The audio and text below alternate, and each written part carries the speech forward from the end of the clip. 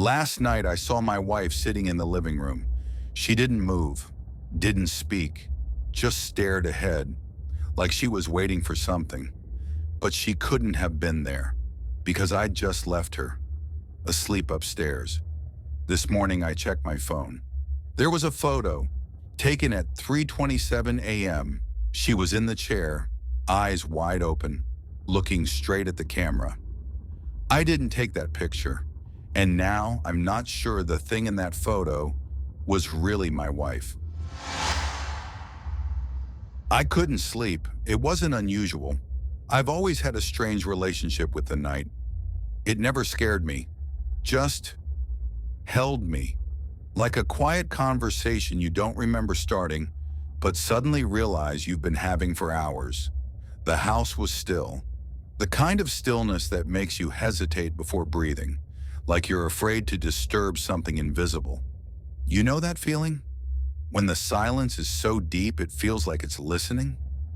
The digital clock beside the bed glowed 3:12 a.m. I turned over. My wife was asleep, breathing slow, peaceful. Her hair was sprawled across the pillow like spilled ink. She always looked younger when she slept. I didn't want to wake her.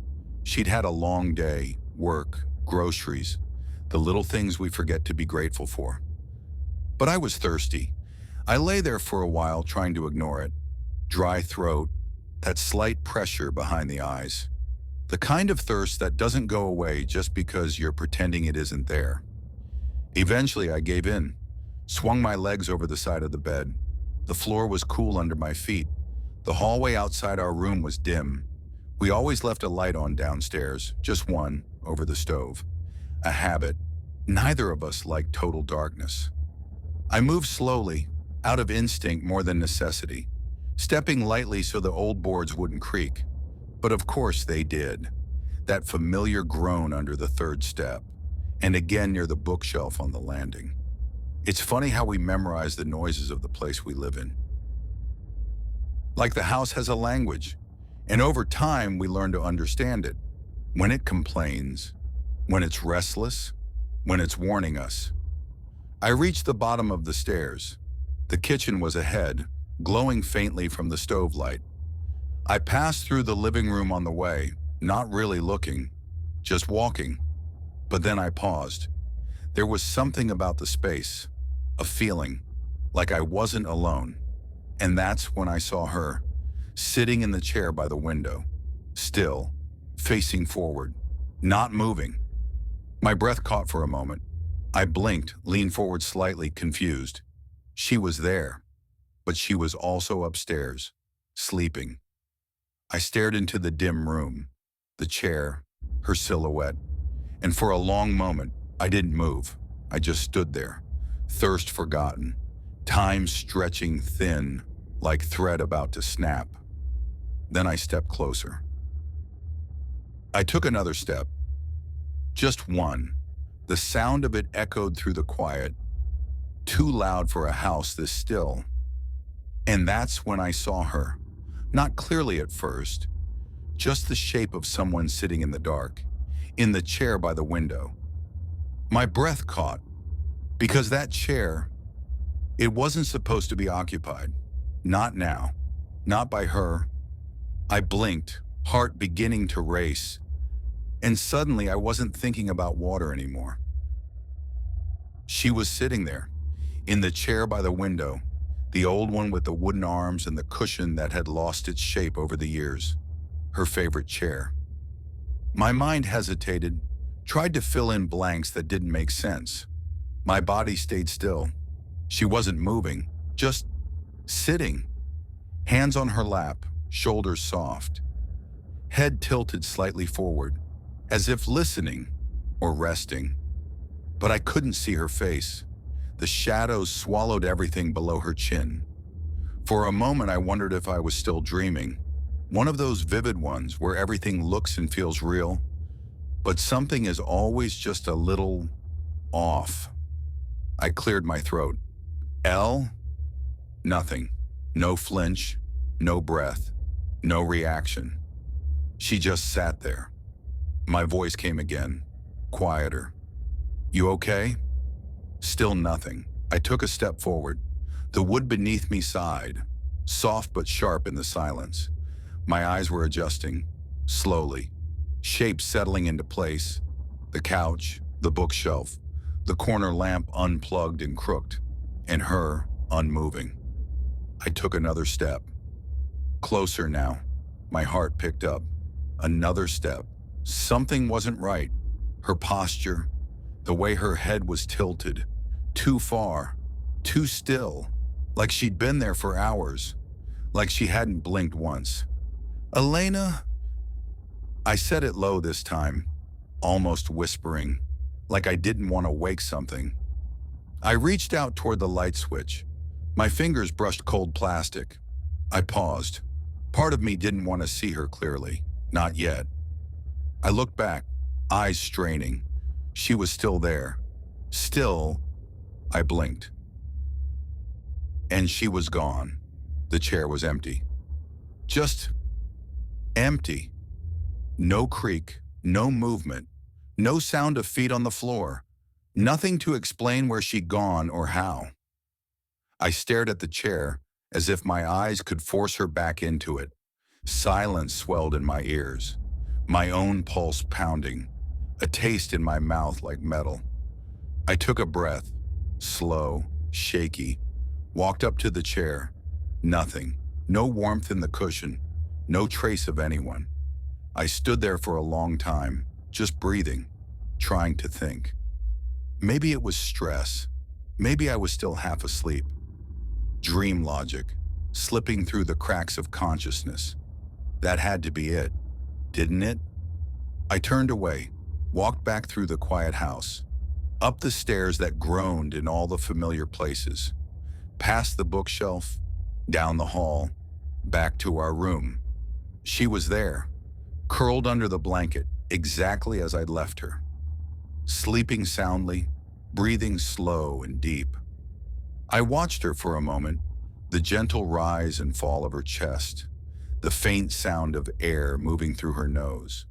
Peaceful, like nothing had happened, like she hadn't just been sitting downstairs, in the dark.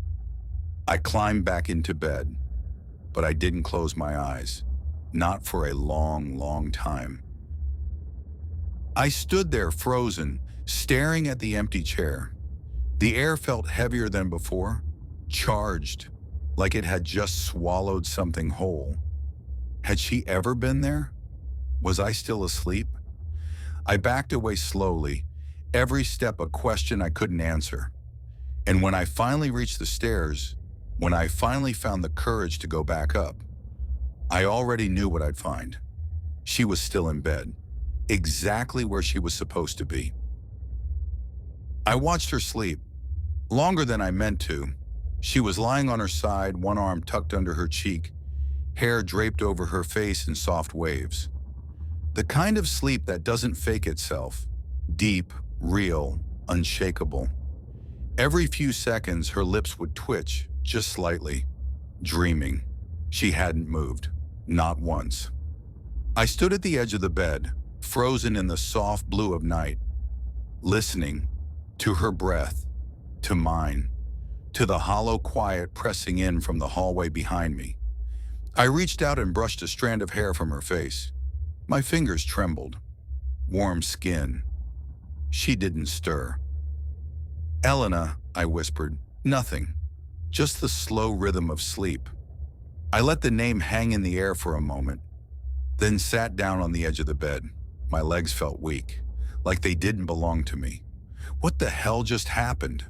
I tried to walk through it logically. Sleep deprivation, stress, some half-lucid dream my brain stitched into waking life. It had to be that, right? Right? I looked over my shoulder toward the doorway. The hall was dark, empty, but the image wouldn't leave me. Her in the chair, head tilted, eyes hidden, still as stone, not responding, not blinking. How could I have imagined that? I climbed under the blanket slowly, careful not to wake her. My body settled beside hers, familiar, safe, and yet I didn't close my eyes. My heart was still beating too fast. That kind of pulse that makes your skin feel too tight. I turned to the ceiling, stared. The shadows stretched across it like cracks in glass. I wanted to believe it was nothing, a trick of the mind, my own brain chasing ghosts, but I couldn't shake the feeling that I had seen her, really seen her, and whatever was sitting in that chair, it wasn't dreaming. The minutes passed like cold syrup, stretching, heavy, unkind. Time stopped counting forward. The night refused to end. Somewhere a floorboard popped. Another replied, farther away. The house breathed, and I lay there wide awake, listening to the silence, waiting for it to break. I must have fallen asleep eventually, or maybe I just stopped being awake. The next thing I knew, morning light was pushing through the curtains, soft and pale, the kind that makes everything feel normal again. For a few fragile seconds, Elena was already up, moving through the room like any other day, but something was off, something small, subtle, like a thread pulled too tight. And it wasn't until I reached for my phone that I realized the night hadn't really ended. The morning came slowly, that kind of slow where you're not sure if you ever really slept or just drifted somewhere gray. I opened my eyes to soft light spilling through the curtains, thin, golden, quiet. Elena was already sitting up in bed, her back to me. She was brushing her hair, long, even strokes. The rhythm of it should have been calming. It wasn't. I watched her for a few seconds. She didn't say good morning, didn't even glance at me, just kept brushing. Something about the way her shoulders moved, too steady, too rehearsed. "Hey," I said finally, voice scratchy. "Sleep okay?" She paused for half a beat, then nodded. "Yeah, I think so." I waited. That was all she gave me. I sat up, rubbing my face.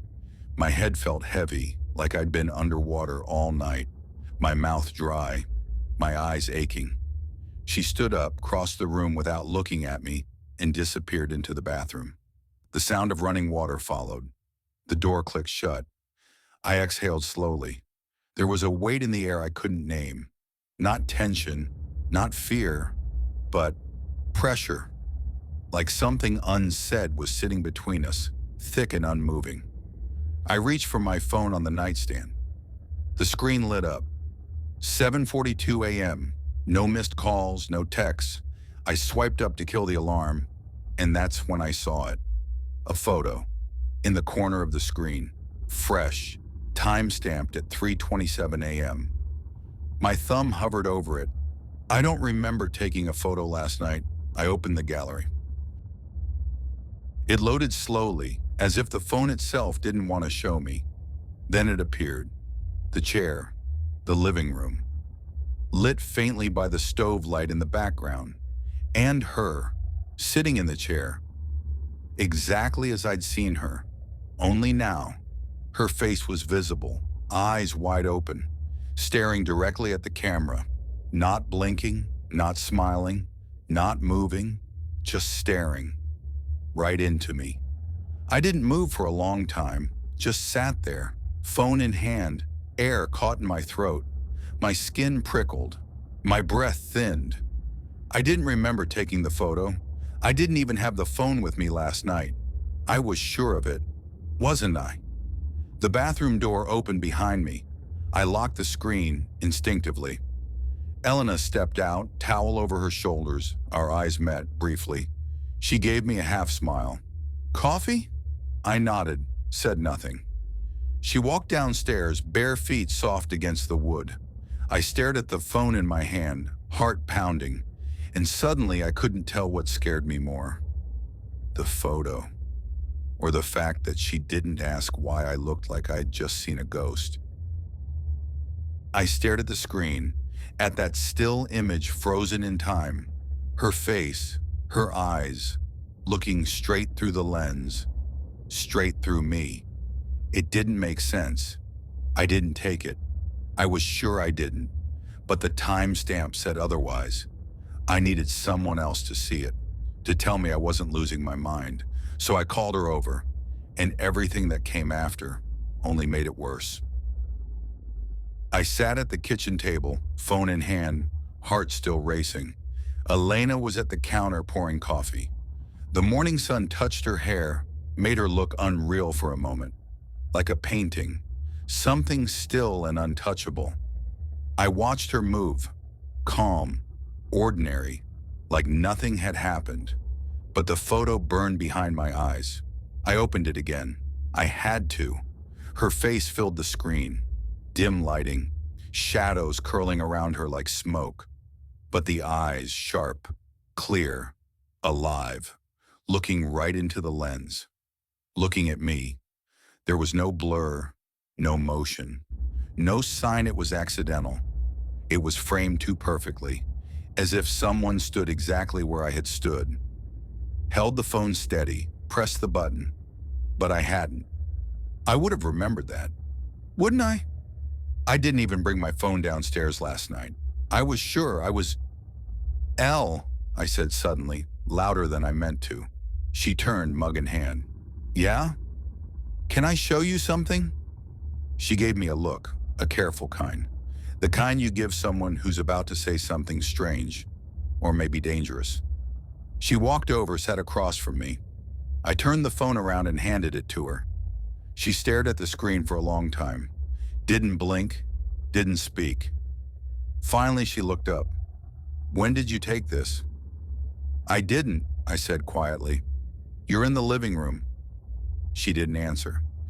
You're sitting in the chair, the one by the window, from last night. Still nothing. Elena. She blinked slowly, then handed the phone back. I don't remember that, she said. Are you sure? She nodded, but something in her face didn't move, like the expression was held in place. You didn't come downstairs last night? No. You didn't sit in that chair? No, I told you. I slept through. Then how? I don't know. She stood up. Her mug was still full, steam curling toward the ceiling. I need to get ready, she said, not looking at me, not really waiting for a response. I watched her leave the room. My hand was still on the table, next to the phone. I picked it up again, heart thudding. Looked at the photo one more time. Her face, her eyes, but now something else. A glint maybe, a tension in the way her mouth curved. Like she wasn't just looking, she was aware of being seen. And for the first time, the thought came quietly, like a whisper I didn't want to hear. What if that wasn't the first time she'd sat in that chair? She handed the phone back without a word, turned, walked away. Like the photo didn't matter, like it hadn't happened at all. But it had, and I couldn't let it go. I sat there long after she left, the silence pressing in around me, that image burning in the back of my mind. There had to be an answer. There had to be something I'd missed. So I started looking, and the deeper I dug, the stranger things became. Maybe I took it. That thought wouldn't leave me alone. All day it hung in the back of my mind like a shadow you only catch when you're not looking directly at it. I told myself there had to be a rational answer, a glitch, a trick of memory, a sleepwalking episode, something human, something explainable, but none of it sat right. I waited until Elena left for work before I started digging. First, the photo itself. I pulled up the file info, metadata, timestamp, 3:27 a.m., GPS coordinates, our house exactly. The front camera, no edits, no filters, no signs of tampering. But that's the thing. It wasn't just there. It was placed, logged, labeled, taken by me, or by someone holding my phone. And if it wasn't me, I looked around the house like it might offer an answer, but it just stared back, quiet and still. The morning light felt colder than it should have. I kept digging, searched articles, forums, cases about sleepwalking and parasomnia, people taking photos in their sleep. It happens. Rarely, usually blurry, usually by accident. But this wasn't that. The angle, the framing, the eyes, it was deliberate. Somewhere between one tab and the next, I started to wonder, what else have I done in my sleep? The thought made my skin crawl. I stood up, stretched, walked through the rooms like I was seeing them for the first time. Something about the house felt different, like it was holding its breath. The mirror in the hallway had a smudge on it. A long streak, like a handprint, dragged slowly down the glass. I didn't remember seeing that yesterday. I wiped it off with my sleeve and moved on. The chair, the one from the photo, stood by the window, just like always. But the cushion looked off, as if someone had sat there for a long time, sunk in deep, and then suddenly left. The fabric still held the shape. I didn't sit in it. Couldn't. When Elena came home that evening, I was in the kitchen. I watched her walk in. She kissed me lightly, made tea, moved like everything was fine. But I could tell. She felt it too. She glanced over her shoulder more than once, walked slower through doorways, avoided the mirror. I waited, but she didn't say anything. Elle, I asked finally, have you noticed anything strange? She paused, didn't turn around. What do you mean? In the house, anything different? Off? She was quiet for a moment, then too casually, no, nothing. She turned back to me, forced a smile, but her eyes said something else, something she didn't want to say out loud. That night, I put my phone on the nightstand again, face up, camera pointed toward the door, just in case. That night felt different, heavier. The house didn't just creak anymore, it watched. Every shadow seemed to stretch a little too far. Every corner felt like it was waiting for something. I couldn't sleep, wouldn't. I needed to see it with my own eyes, no more guessing, no more questions. So I stayed awake, and I waited. I didn't sleep, I didn't even try. Elena drifted off just after midnight. I waited until her breathing turned soft and even, then slid out of bed like a ghost.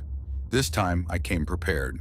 Phone charged, flashlight off, camera app ready, another phone, Elena's old one, propped up on the dresser, recording the doorway.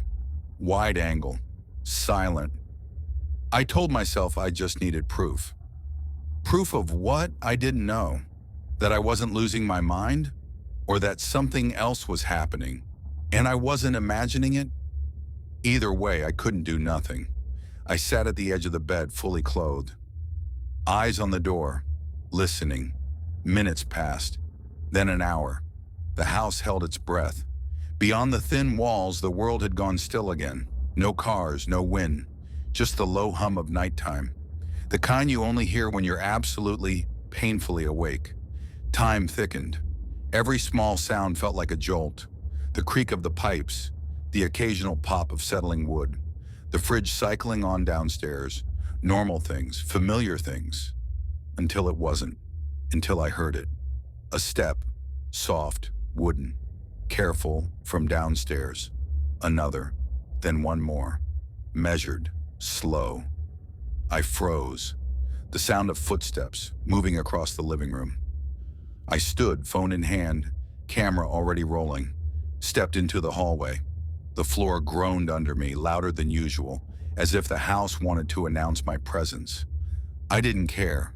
Each step toward the stairs tightened something in my chest. I reached the top and peered down. Everything was dark, except the faint, familiar glow from the kitchen. That single stove light casting its soft orange wash. And in that glow, just barely, she was there, sitting, the same chair, the same posture, back straight, hands in her lap, face turned slightly toward the window. I couldn't see her eyes, but I felt them, looking. waiting, not moving. My breath caught in my throat. This time I didn't blink. I raised the phone, began filming. Step by step, I descended. The closer I got, the thicker the air felt. Like walking underwater. Like something didn't want me moving forward. But I did, I had to. The floor moaned beneath me. She didn't flinch. I whispered, barely audible. Elena? No answer, just silence. Closer now, 5 steps away. I could almost see her face. Another whisper. Elle, are you awake? Still no reply. I raised the phone higher. The screen showed her silhouette, framed in perfect stillness. Then she moved, not much, just her head, turning, slowly, toward me. She turned her head toward me, and in that moment, everything inside me recoiled. Because it wasn't just the way she moved. It was the feeling. That thing in the chair. It saw me, really saw me. I ran, back up the stairs, back to the only place that still felt real. But even as I burst into the bedroom, even as I saw Elena in the bed, something inside me already knew.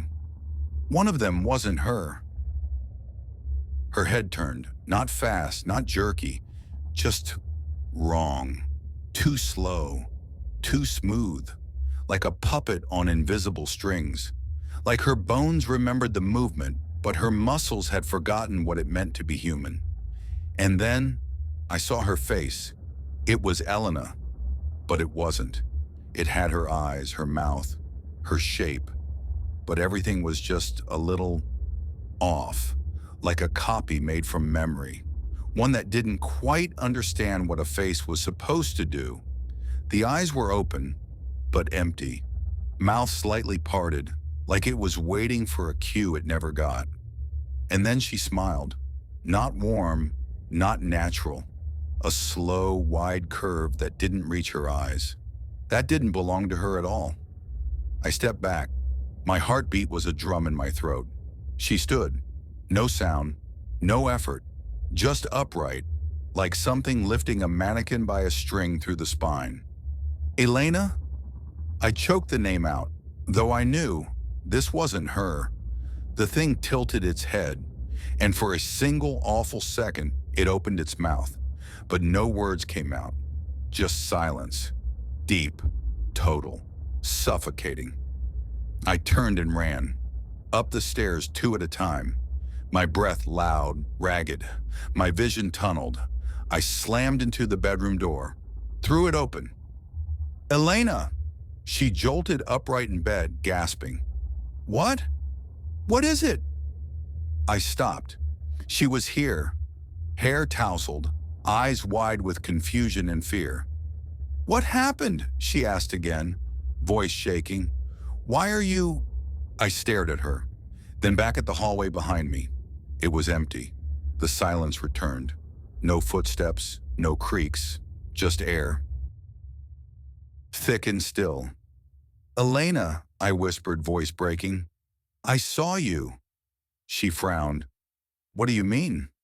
You were downstairs. I don't know. I don't know what I saw, but it wasn't. I stopped myself. Couldn't finish. She reached for me gently. Hey, you're scaring me. I stepped back, heart still thudding. Are you really you? I asked. It came out before I could stop it. She blinked. What? I mean, how do I know you're the real Elena? Her face changed. Not angry, not scared, just sad. I don't know, she said softly. How do I know you're you? The room felt like it was tilting. I backed into the corner, clutching the phone in my hand like it could save me. Everything felt wrong. Her voice, the house, my own skin. I couldn't tell what was real anymore. Who was real? There was someone in the chair and someone in the bed, but only one of them had looked at me like she knew I was watching, and I couldn't shake the feeling that maybe neither one of them was her. I barely slept, couldn't. I lay there in the dark, eyes wide open, mind unraveling. Two Elenas, one in the chair, one in the bed, one watching, one dreaming. But which one was real? Or were either of them? And just when I thought the silence would last forever, she spoke, woke me from the edge of sleep with words I didn't expect to hear, words that made everything worse. She woke me up. It was still dark, that deep pre-dawn kind of darkness where time feels suspended and the world forgets it's supposed to turn. Elena? I murmured, half asleep, heart already speeding up. She was sitting on the edge of the bed, not lying beside me, just sitting, perfectly still, staring down at me. I sat up slowly. The sheets felt heavier than they should have. Her face was blank, her eyes wide, too wide. Elle? She didn't blink. You took the photo, she said. I stared at her. What? Her voice was calm, flat, deeper than usual, like someone trying to imitate her tone but missing the human parts. You took it, she repeated. You just don't remember. The words hung in the air like ice. Elena, I whispered. What are you talking about? She tilted her head just slightly, same angle as the thing in the chair. I didn't come downstairs, she said. I never moved, not once. I stayed in bed all night. My throat tightened. I know. She leaned closer. You brought it in. Her breath was cold, too cold. I felt it against my skin like wind from an open window. I don't understand, I said, voice trembling. I didn't bring anything. I didn't. You invited it. I didn't invite anything. She didn't flinch. It showed itself to you, she said quiet, because you asked it to. No, I didn't. You stayed awake. You watched. You wanted to know. Elena, please stop. This isn't funny. It's not meant to be. I backed away from her, into the corner of the bed, my hands shaking, my breath short. Elena, I whispered, if this is some kind of dream, I need to wake up. I need to. She looked at me, really looked at me, and for a moment, I didn't recognize her. Everything was in the right place. Her face, her body, her voice. But it was like something else had slipped into the shape of her, worn her like clothing, moved around behind her eyes. Elle, I begged, tell me something only you'd know. She didn't answer. Please, just say something real, something true. Her lips twitched, not a smile, something else, a flicker of understanding. You took the photo, she said again, because you needed to remember what you let in. I felt the walls close in, my body frozen, and in that still, silent moment, I heard it, a soft tap from downstairs, rhythmic, gentle, like fingertips drumming on wood, coming from the living room, from the chair. She said it like a fact, like something she'd known all along. You took the photo, and then she was gone. I don't remember how the rest of the night ended. Maybe I slept, maybe I didn't. But the next morning, the house was empty, or at least it felt that way, until I checked my phone and realized it wasn't over. By morning, the house was silent again, too silent. I don't remember falling asleep. I don't remember her getting back into bed, or leaving, or saying anything else. I just remember blinking, and it was light. The space beside me was empty, the sheets undisturbed. I sat up slowly, every muscle aching with exhaustion, like I'd run miles in my sleep, like something inside me had been grinding all night. Elena? I called out. No answer. I moved through the house room by room, every door open, every light untouched. The kitchen, the hallway, the living room, the chair, empty. But I didn't believe it, because the air was thick again, like breath held between walls, like someone was still watching. I stood there for a long time staring at the chair, trying to convince myself it was just furniture, wood, fabric, nothing else. But I couldn't. I felt her, or something that had worn her voice, her skin, her smile. The quiet stretched, and eventually I did the only thing I could think to do. I sat in her chair. The cushion was cold. The house breathed softly around me. I waited, but nothing came. No voice, no movement, no click of the stairs, no whisper in my ear. Just the weight of something unseen resting behind my ribs. I stayed like that until the light turned sharp, until the day pressed itself against the windows like it was trying to chase the dark away.